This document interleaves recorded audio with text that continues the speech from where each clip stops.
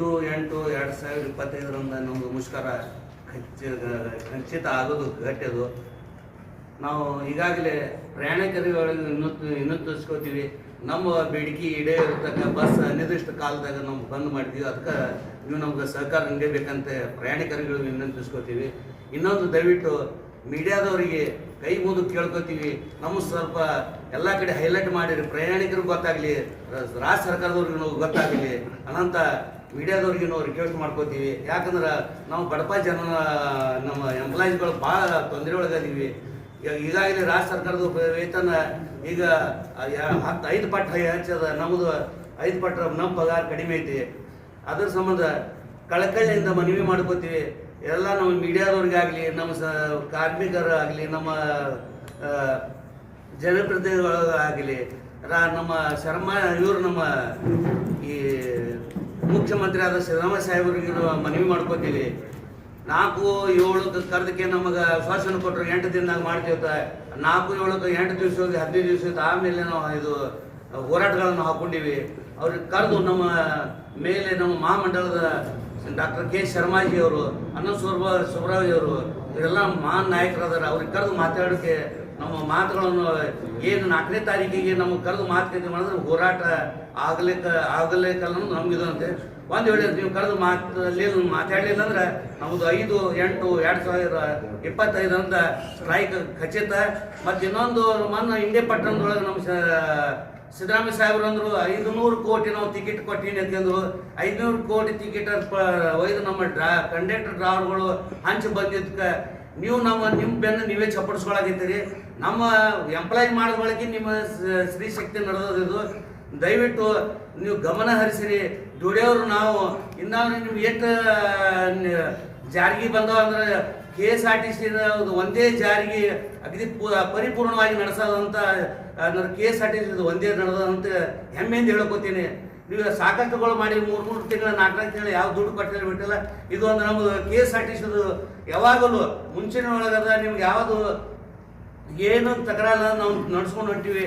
ನಮ್ಮ ಹೊಟ್ಟಿಗೆ ಹೊಡಿಬೇಡ್ರಿ, ಬೆನ್ನಿಗೆ ಹೊಡಿರಿ ಅಂತ ಮಾತನ್ನು ಸಿದ್ದರಾಮಯ್ಯ ಸಾಹೇಬರಿಗೆ ಈ ಕಳಕಳಿ ಮನವಿಯನ್ನು ಮಾಡ್ಕೊಂಡು ಈ ನಮ್ಗೆ ನಿಮ್ಮ ಇದರ ಏನು ಮೀಡಿಯಾದವರು ದೊಡ್ಡ ನಿಮ್ಮದು ಪವರ್ ನೀವು ಏನು ತೋರಿಸ್ಕೊಡ್ತೀರಿ ಅದೇ ನಿಮ್ಗೆ ನಮ್ಮ ಎಂಪ್ಲಾಯೀಸ್ಗೆ ಆಗಲಿ ನಮ್ಮ ಜನರಿಗೆ ಆಗಲಿ ಎಲ್ಲರಿಗೂ ಒಂದು ಇವ್ರದ್ದು ಪುಣ್ಯ ನಿಮಗೂ ತಡ್ತೈತಿ.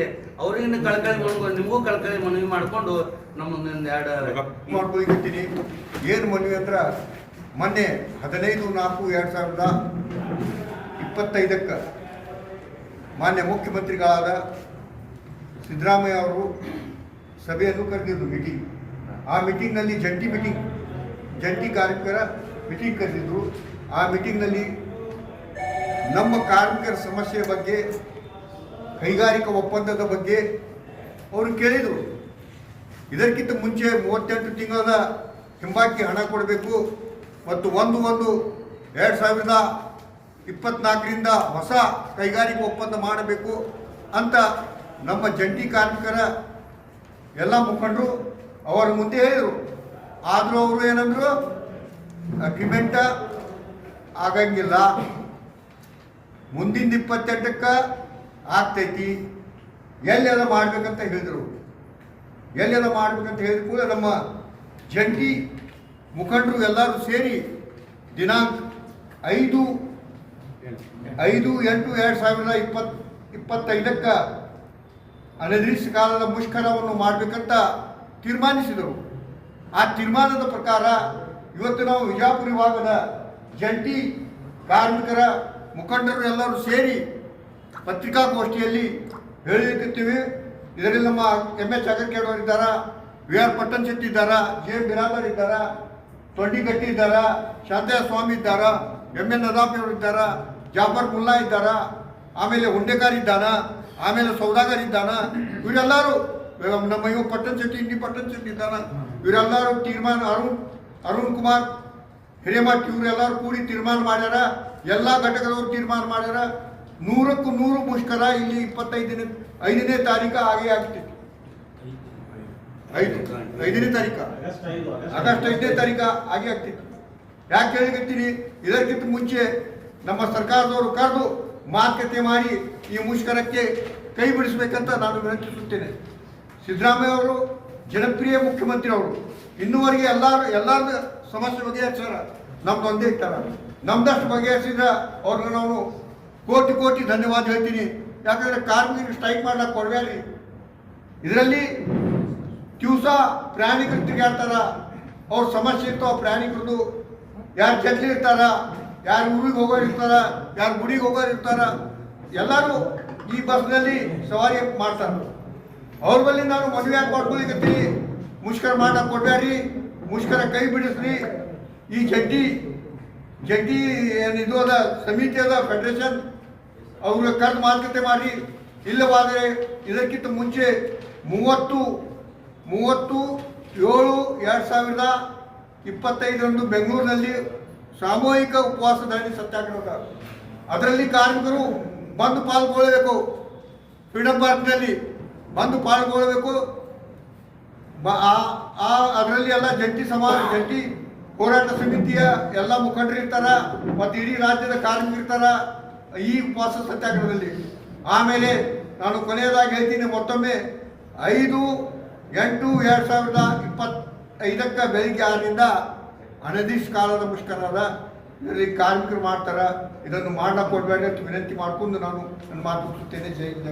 5/8/2025 ಹಾಕೊಂಡೆವು. ಅವತ್ತಿನ ದಿವಸ ಸಾರ್ವಜನಿಕರಲ್ಲಿ, ನಮ್ಮ ಕರ್ನಾಟಕದ ಸಾರ್ವಜನಿಕರಲ್ಲಿ ವಿನಂತಿಸಿಕೊಳ್ಳೋದೇನೆಂದ್ರೆ, ಅವತ್ತು ಬೆಳಗ್ಗೆ 6 ಗಂಟೆಯಿಂದ ನಮ್ಮ ಬಸ್ ಯಾವ ಓಡೋದಿಲ್ಲ. ದಯಮಾಡಿ ಯಾರು ಬರಬೇಡ್ರಿ. ಶಾಲೆ ಮಕ್ಕಳಿಗಾಗಲಿ ವಿದ್ಯಾರ್ಥಿಗಳಿಗಾಗಿ ಹೇಳ್ತೇವೆ ಈಗಾಗಲೇ ನಾವು. ಯಾಕಪ್ಪ ಅಂತಂದ್ರೆ ಅವತ್ತಿನ ದಿವಸ ನಮ್ಮ ಪ್ರಯಾಣಿಕರು, ನಮ್ಮ ಚಾಲಕರಾಗಲಿ, ನಿರ್ವಾಹಕರಾಗಲಿ, ಆಡಳಿತ ಸಿಬ್ಬಂದಿಗಳಾಗಲಿ ಯಾರೂ ನಾವು ಆಫೀಸಿಗೆ ಬರುವುದಿಲ್ಲ. ನಾವು ಯಾವುದೇ ಥರದ ನಾವು ನುಕ್ಸಾನ ಹಾನಿಗಳನ್ನು ಮಾಡುವುದಿಲ್ಲ. ನಾವು ನಿರಂತರವಾಗಿ ಧರಣಿ ಸತ್ಯಾಗ್ರಹ ಮುಷ್ಕರವನ್ನು ಮಾಡ್ತೇವೆ. ಅದಕ್ಕೆ ದಯಮಾಡಿ ಯಾರು ಬರಬೇಡ್ರಿ. ಮತ್ತು ಈಗಾಗಲೇ ನಾವು ಸಾರಿಗೆ ಸಚಿವರಿಗೂ ಭೇಟಿಯಾಗಿದ್ದದ, ಜಿಲ್ಲಾ ಉಸ್ತುವಾರಿ ಸಚಿವರಿಗೂ ಭೇಟಿಯಾಗಿದ್ದದ, ಕರ್ನಾಟಕದ ನಮ್ಮ ವ್ಯವಸ್ಥಾಪಕ ನಿರ್ದೇಶಕರಂತ ಸಾಹೇಬರಿಗೂ ಭೇಟಿಯಾಗಿದ್ದದ, ನಮ್ಮ ಕಲ್ಯಾಣ ಕರ್ನಾಟಕ ವ್ಯವಸ್ಥಾಪಕ ನಿರ್ದೇಶಕರಿಗೂ ಭೇಟಿಯಾಗ್ಯವು. ನಮ್ಮ ಸಮಸ್ಯೆಗಳನ್ನು ಈಗಾಗಲೇ ಜನಪ್ರತಿನಿಧಿಗಾಗಲಿ, ಬೆಳಗಾವದಾಗ ಅಧಿವೇಶನದಾಗಲಿ, ಹುಬ್ಬಳ್ಳಿ ಒಳಗಾಗಲಿ ನಾವು ಈಗಾಗಲೇ ಎಲ್ಲರ ಕಡೆ ಹೇಳಿದೆವು. ಆದ್ರೆ ಬರೇ ಮಾತು ಹೇಳಿದ್ರು ಏನೋ ಕಾರಣ ಯಾರೂ ಮಾಡಲಿಲ್ಲ. ಮುಂದಿನ ದಿನ ಈ 15 ಬೆಂಗಳೂರಾಗ ಮಾನ್ಯ ಸಿದ್ದರಾಮಯ್ಯನವರು ಮೀಟಿಂಗ್ ಕರೆದಾಗ ಹೇಳಿದ್ರು, ಯಾವುದು ಅಗ್ರಿಮೆಂಟ್ 2 ತಿಂಗಳ ಅರಿಯರ್ಸ್ ಅದ ಅಂತೇಳಿ ಅವ್ರು ಏನು ಒಂದು ಥರ ಬೇರೆ ಥರನೇ ಮಾತಾಡಿದ್ರು. ಒಬ್ಬ ರಾಜ್ಯದ ಮುಖ್ಯಮಂತ್ರಿಗಳಾಗಿ ಬೇರೆ ಥರನ ಮಾತಾಡಿದ್ರು. ಏನು ಅರ್ಥನೇ ಆಗಲಿಲ್ಲ, ಸಂಬಂಧ ಇಲ್ಲಾರ್ದಂಗೆ ಮಾತಾಡಿದ್ರು. ಅದಕ್ಕೆ ನಮ್ಮ ಹೋರಾಟ ನಿಶ್ಚಿತದ.